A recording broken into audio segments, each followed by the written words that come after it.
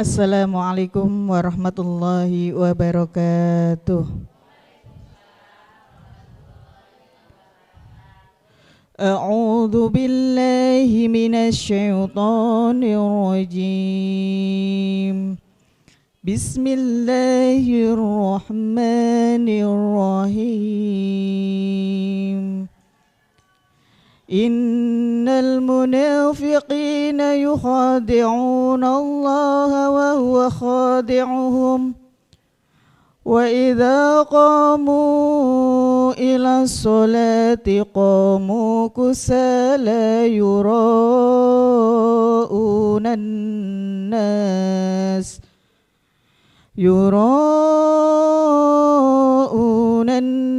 wa la yadhkuruna Allah illa qalila mudhabdhabina baina dhalik la ilaha ulai wa la ilaha ulai wa may yudlilillahu falan tajida lahu sabila. Sadaqallahul azim. Bismillahirrahmanirrahim. Assalamualaikum warahmatullahi wabarakatuh. Alhamdulillahirrabbilalamin. Wassalatu wassalamu ala asrafil anbiya'i wa mursalin wa ala alihi wa ashabihi ajmain amma ba'du. Indahnya pada pagi hari ini Allah kembali perkenankan kita untuk bersilaturahmi di acara ngopi, ngobrol perkara ilmu. Ngopi yuk. Sebelumnya saya akan terlebih dahulu menyapa Bapak Ustadz Ahmad Haris Reswanto. Assalamualaikum Pak Ustadz. Waalaikumsalam warahmatullahi wabarakatuh. Gimana kabarnya Pak Ustadz? Alhamdulillah sehat, baik. Alhamdulillah sehat. Jamaah ibu-ibu yang ada di lokasi gimana nih kabarnya Bu? Alhamdulillah sehat. Nah pemirsa Sinpo TV dimanapun berada, topik ngopi kita pada pagi hari ini yaitu terkait sifat munafik dan tandanya.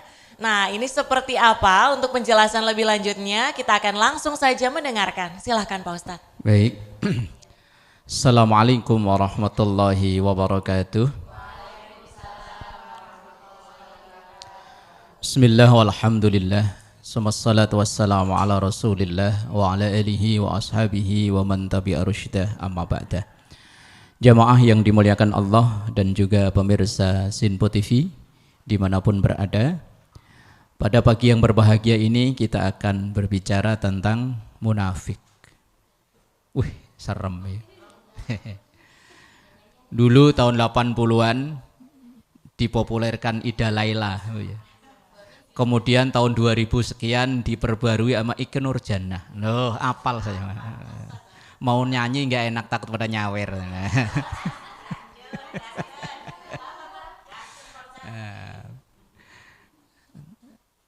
Munafik itu salah satu penyakit yang luar biasa.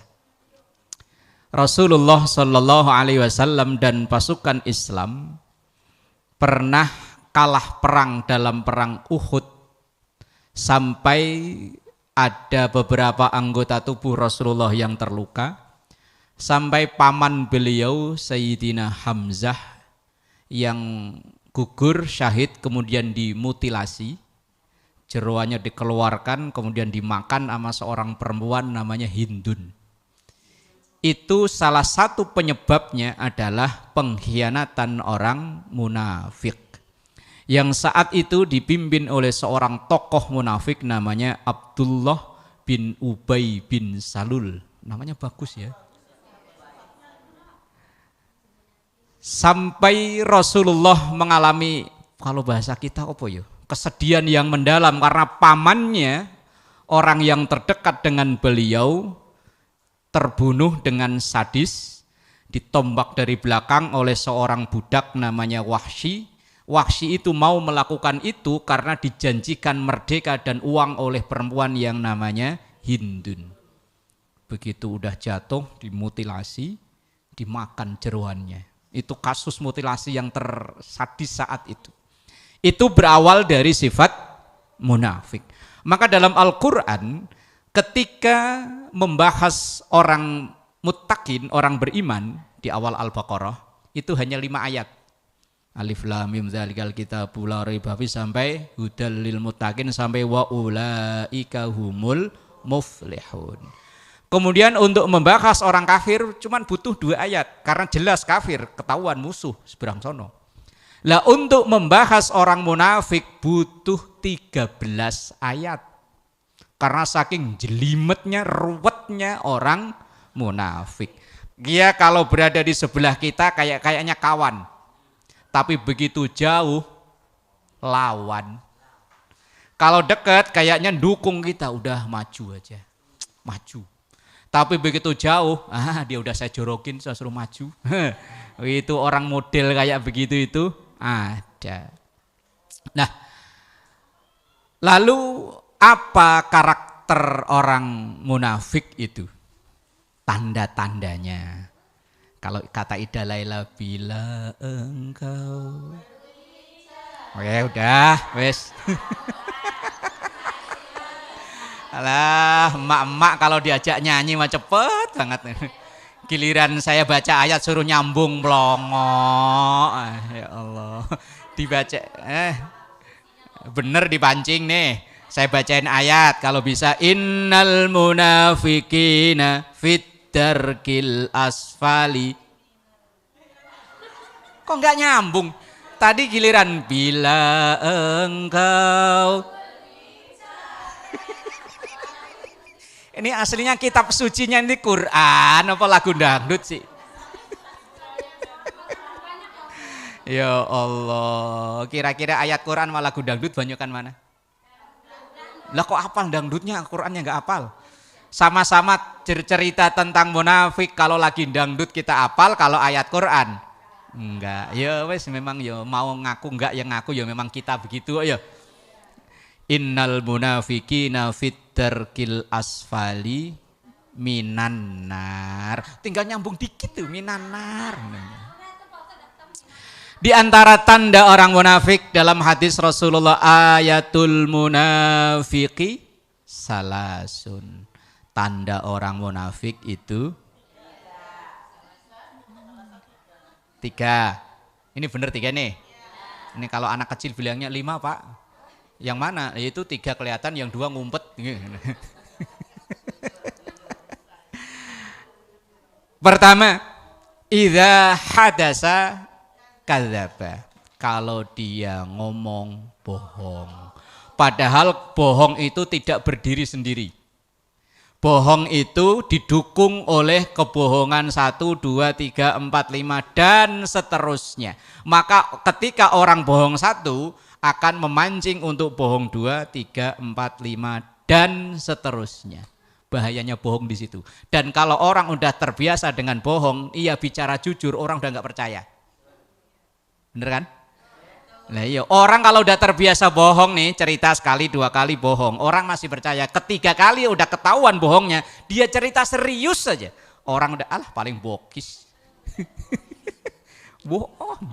Makanya orang bohong tadi di awal 1 akan menimbulkan 2, 3, 4. Umpama ibu ngambil kreditan gamis mahal harganya 2 juta. Lah ngarang aja terserah ngarang. Iya kali ada. Lah karena ibu kalau ditanya suami bilang kredit nggak berani, akhirnya bilang ini dikasih hadiah dari ketua majelis. Alhamdulillah. Insya Allah dilanjut di segmen berikutnya. Baik Pak Ustadz, nanti kita akan lanjut ngobrolnya usai jeda. Tetap di Ngopi Yuk.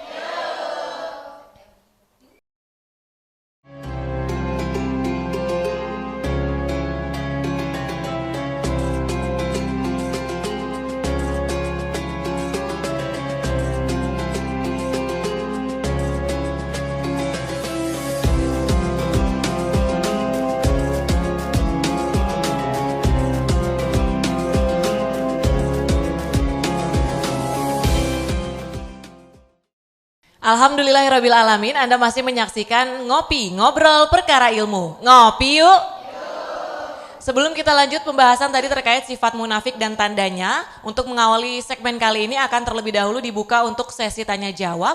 Untuk 2 orang penanya silahkan sebutkan nama dan juga pertanyaannya.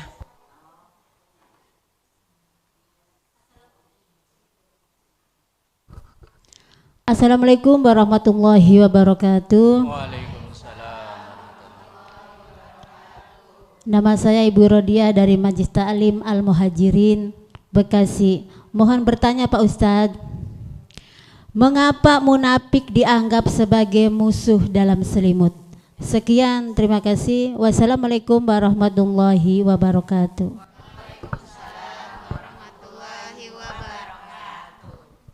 Assalamualaikum warahmatullahi wabarakatuh.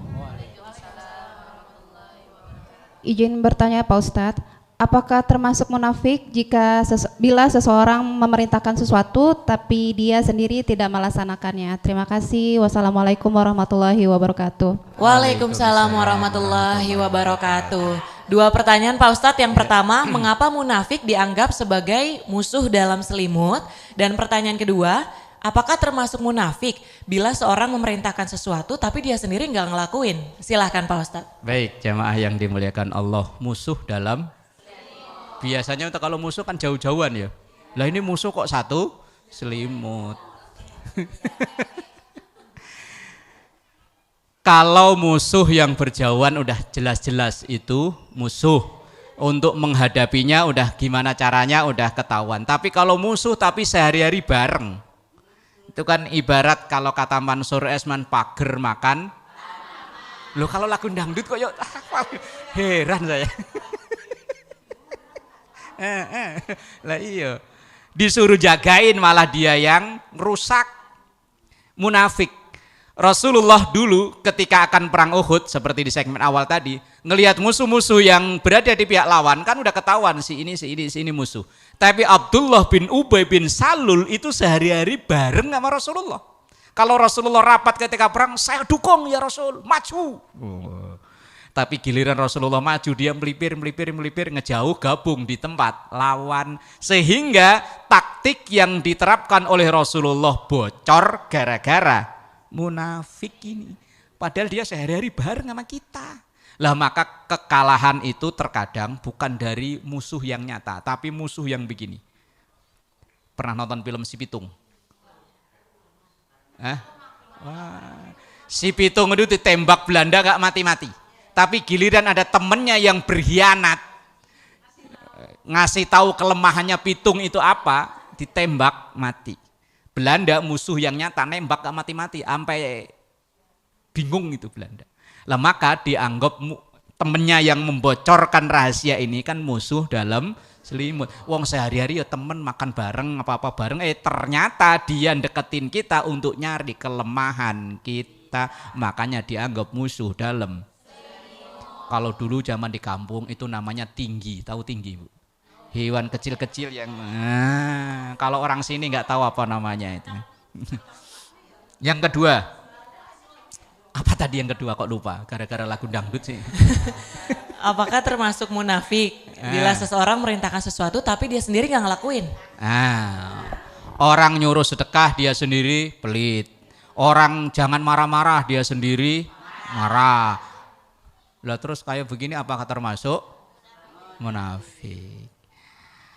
Dalam Al-Quran itu ada bunyi ayat begini, kabura maqtan indallahi an taqulu ma la taf'alun. Salah satu kemurkaan Allah yang luar biasa ketika seseorang itu berbicara tapi dia tidak melaksanakannya. Tapi kalau dilihat dari sisi itu bisa masuk dalam kategori munafik. Orang munafik itu kan omongannya nggak sesuai dengan kenyataannya. Nah, kalau tadi kan saya contohin orang munafik salah satunya itu suka bohong. Padahal bohong itu akan dituntut untuk ngikut bohong kedua, ketiga, keempat dan seterusnya. Tadi contohnya apa tadi contohnya? Gamis ya. Oh. 2 juta. Umpama ketua majelis taklim suaminya diangkat jadi menteri. Lah iya, lah kalau cuman gamis 2 juta mah kecil. Kecil. Lah ibu kebetulan anggota majelis taklim itu, tapi yang nyatanya yo beli tapi nyicil. Begitu ditanya suami, gamisnya bagus mak? Iya. Beli berapa? Enggak beli, bohong 1. Dari mana kok enggak beli? Dari ibu ketua majelis taklim, bohong 2. Loh, itu yang dikasih ibu sendiri apa jamaah yang lain? Semuanya, bohong. Ini kalau suaminya nanya 10 pertanyaan, kira-kira ibu lanjut bohong apa berhenti?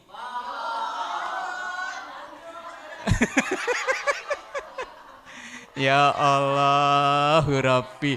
Lah mosok tiba-tiba langsung, Mbak Pak bohong, saya bohong, tadi beli. Mosok ngomong begitu? Enggak, saya yakin enggak, tetap lanjut bohong terus ya. Itu kalau hari itu nanya. Coba umpama lain hari mau kondangan. Lah terus bapaknya nanya lagi, mak baju yang kemarin yang bagus, oh yang dari ibu ketua ya, iya, bohong lagi. Lah iya itu kalau ditanya suami, kebetulan makan kondangan jejeran sama suami, ada temen duduk sebelah ibu gamisnya bagus, iya. Mau ngomong beli ada suami sebelah, udah kadung bohong tadi, akhirnya iya. Hadiah dari ketua majelis taklim, bohong lagi.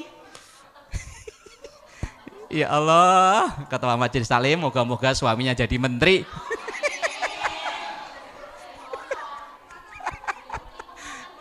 Lah siapa tahu ntar presiden baru bikin menteri apa kek. Wis, lanjut. Wa idza wa'ada akhlafa. Kalau ia janji ingkar. Yang lebih serem lagi kadang ngingkari janji, pakai bawa-bawa nama Allah. Bu, ntar Sabtu hadir ya, insya Allah. Padahal artinya ngapain? Selamatan di rumah dia mah pahit.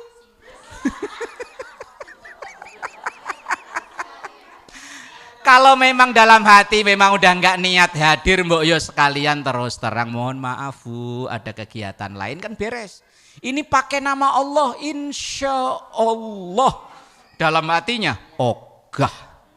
Itu bohong tapi mengatasnamakan bahaya.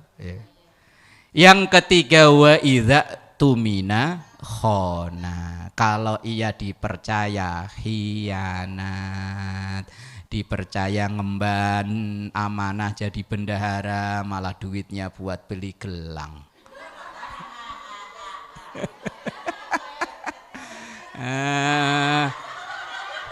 Ketika ada laporan pertanggungjawaban bilangnya aman, duitnya udah saya amankan.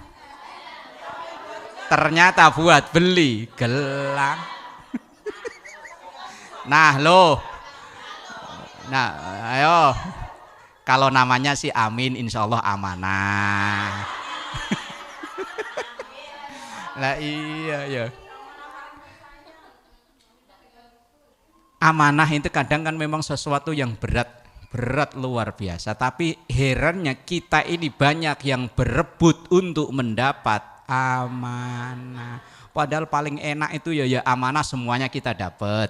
Tapi yang wajib memang kita nggak bisa ngindar. Tapi kalau masih bisa ngindar dan ada orang yang lebih berkompeten ya alangkah monggo lah.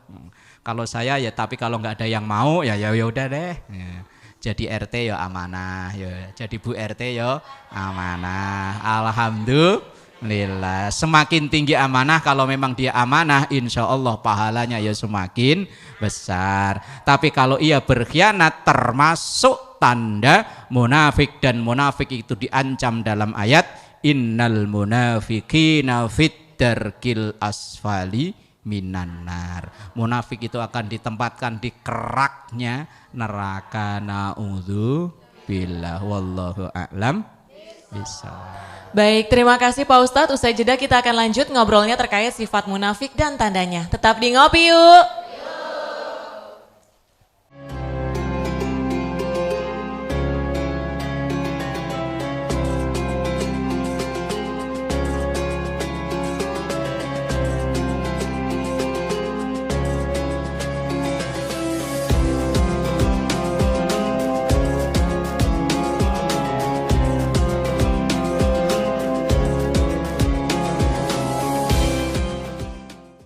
Pemirsa Sinpo TV dimanapun berada, Anda masih menyaksikan Ngopi, Ngobrol Perkara Ilmu bersama Bapak Ustadz Ahmad Haris Riswanto.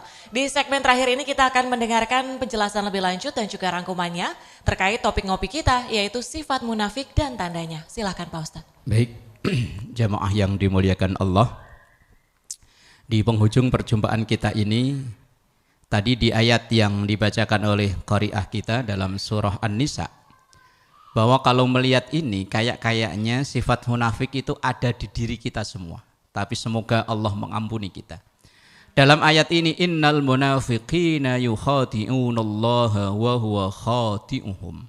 Orang munafik itu rencananya mau nipu Allah, tapi malah dia sendiri yang tertipu. Nipu Allah itu gimana? Kayaknya ngadep Allah tapi ternyata nggak inget Allah ya. Kak nipu namanya ya.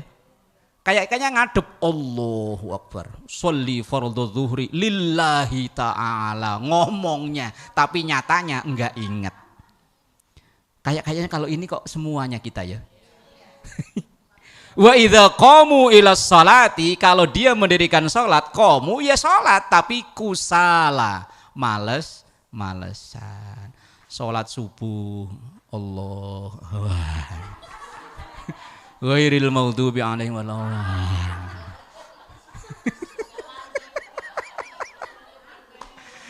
Ya Allah, wa idza qamu ila sholati qamu kusala. Mereka sholat ya sholat tapi kusala. Kusala itu males-malesan.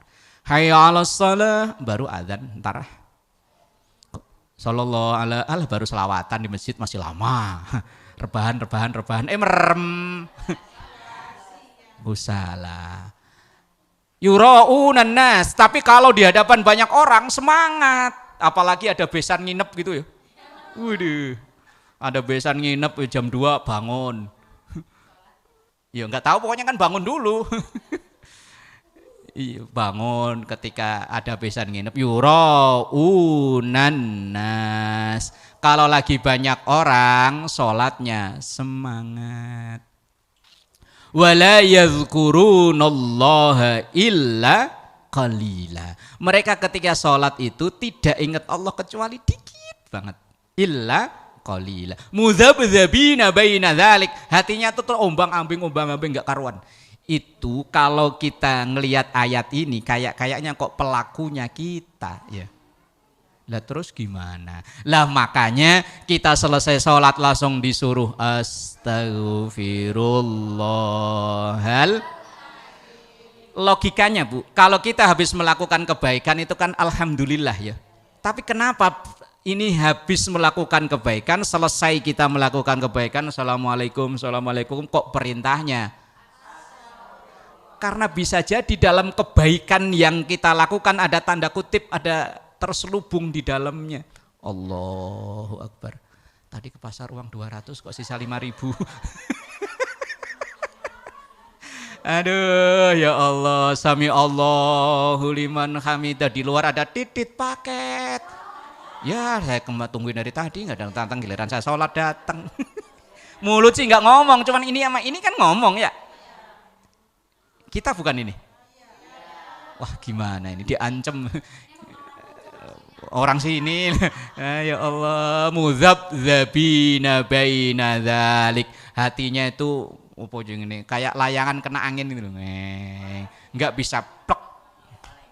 Nah makanya perintahnya selesai sholat astaghfirullahal.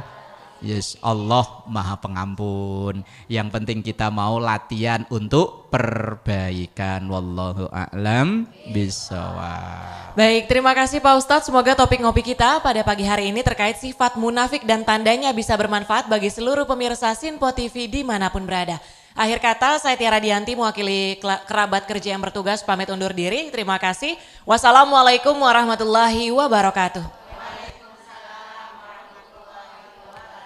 Nastaghfirullahaladzim laqal ma'bud ya dzal jalali wal ikram. Bismillahirrahmanirrahim. Alhamdulillahi rabbil alamin. Allahumma salli ala sayyidina Muhammad wa ala ali sayyidina Muhammad. Rabbana zalamna anfusana wa illam taghfir lana wa tarhamna lanakunanna minal khasirin.